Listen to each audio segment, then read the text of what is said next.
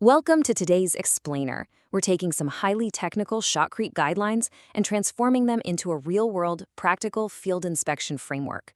So if you're an inspector, QC personnel, or if you're gearing up for your ACI Shotcre inspector exam, you'll want to pay close attention. We aren't just looking at boring rules today. We're looking at exactly how nozzle technique, angle, distance, and impact velocity completely determine the structural integrity of a build. Out there in the field, you are literally the last line of defense against structural failure. All right, let's jump right into our main guiding principle for this one. Shotcrete placement is controlled energy. It's not just blindly spraying concrete onto a wall with a garden hose.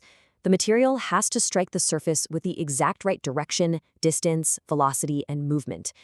If absolutely any of those factors are off, well, you aren't placing structural concrete anymore. You're just making an incredibly expensive mess.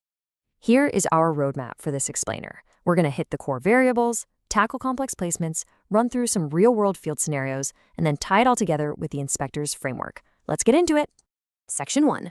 The core variables. These are the 4 essential elements that every single inspector needs to constantly monitor to ensure dense, well-bonded shotcrete. First up, we have angle. You want this as close to perpendicular as physically possible. Why? Well, because a perpendicular stream drives that impact energy straight into the receiving surface. If you've got a steep angle, that material is just going to glance right off. It skyrockets your rebound and totally wrecks your consolidation. Now listen up, because this is a big exam alert. You'll often hear that the recommended nozzle distance is 2 to 6 feet. But honestly, the true correct distance is ultimately whatever gives you a concentrated stream. If they're too close, the stream creates crazy local disturbance. Too far away, the material loses velocity and just falls apart before it even hits the wall. Don't just check a box for a specific distance. You have to watch the actual result on the wall. Moving on to velocity. High impact velocity is literally what makes shotcrete different from conventional concrete. But we are looking for optimum impact velocity. It's a delicate balance. You need exactly enough energy to pack the material tight and get a rock-solid bond. Too little juice gives you poor consolidation, but if you just blast it with uncontrolled maximum air pressure, you're just creating massive unnecessary rebound. And the 4th variable, movement. The nozzle needs to be moving in a smooth, controlled, circular or elliptical pattern to build up an even layer. Think of it like applying a perfect coat of spray paint, right? You're not just wildly waving the hose around. On an open surface, those circular motions build it up uniformly while locking in that perfect impact energy. All right, section 2, complex placements. Let's see what happens to those core variables when we hit the messy, unpredictable realities of a real job site. Geometry, gravity, even the weather, they completely change how this material behaves. In corners, the nozzle man has to direct the stream to fill that void without trapping rebound.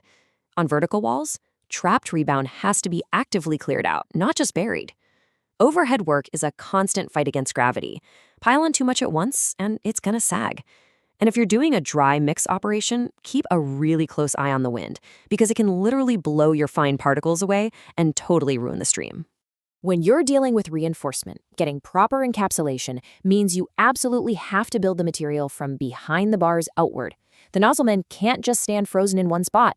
They have to adjust their position to shoot behind that rebar. If the material builds up on the front face first, you've just permanently trapped a void, a structural shadow, right behind it.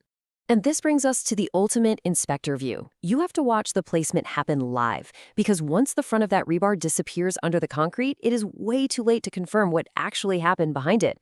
You can't inspect shotcrete encapsulation after the fact, at least not without destructive coring. Your real value on that site, it happens the exact moment that nozzle is firing.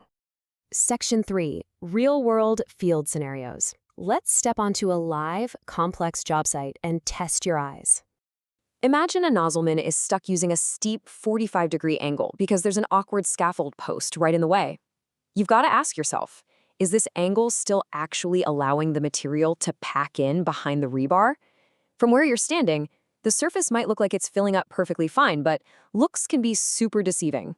The huge takeaway here is that sometimes a placement defect isn't a lack of skill. It's just bad site access or a terrible scaffold setup. If a bad platform forces a bad angle, your rebound increases and voids form. So as an inspector, your job isn't to just yell at the poor guy holding the hose. Your job is to halt the work, get the scaffold fixed, and give them the physical space they need to actually shoot perpendicular. Think about these two really common headaches: a platform that's way too narrow or a nozzle man who absolutely refuses to change his angle around rebar. In the first one, they're physically forced to stand way too far back. In the second, they might have a beautiful perpendicular angle, but they stand there like a statue and never move to shoot around that complex steel network. Both of those situations demand immediate action. Standing too far back means you lose all your impact velocity, and a static angle around rebar, that literally guarantees voids. Having a great angle on the front face does absolutely nothing to ensure the back of the bar is encapsulated. The ultimate goal is always complete 100% filling around that reinforcement. Section 4. The Inspector's Framework. Now, let's look at a really systematic way to manage all these moving parts. You need to memorize these 4 sequential questions. 1. What should I see? 2. What am I actually seeing?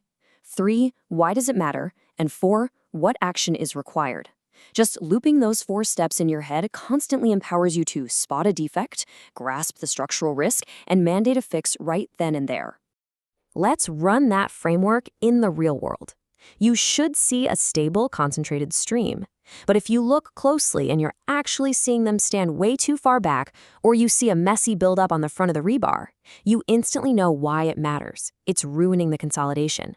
And your action is totally obvious. Correct it right away while the area is still exposed and fixable. All right, to wrap up this explainer, I want you to lock in these key takeaways. Mastering angle, distance, velocity, and movement all together is the only way you achieve perfect encapsulation. You always build material from the back of the bar to the front. And if you only take one phrase out onto the job site with you today, let it be this: good shotcrete placement is controlled energy. Next time in Clip 9, we'll be taking a hard look at exactly what happens when these variables go wrong. We're talking rebound, overspray, and shadowing. But until then, I'll leave you with this. If you walk onto a site tomorrow and see a crew forced to shoot at a terrible 45-degree angle because of a poorly built scaffold, are you going to have the confidence to halt the pour? Keep a close eye on that impact velocity, and I'll see you in the next explainer.